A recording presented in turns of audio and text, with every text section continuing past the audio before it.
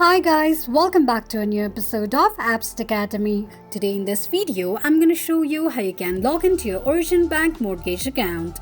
Keep watching the video till the end. To log into your Origin Bank mortgage account, firstly go ahead and launch open any web browser of your preference.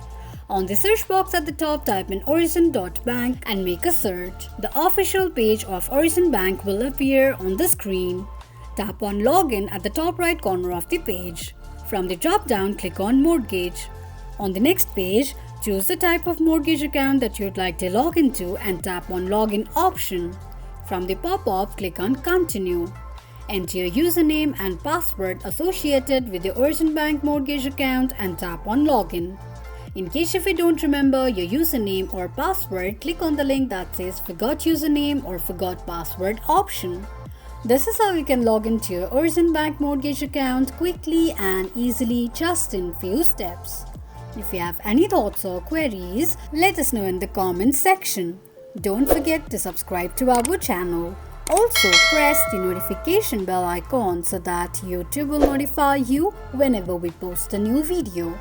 I hope this video was helpful to you. Thank you so much for watching.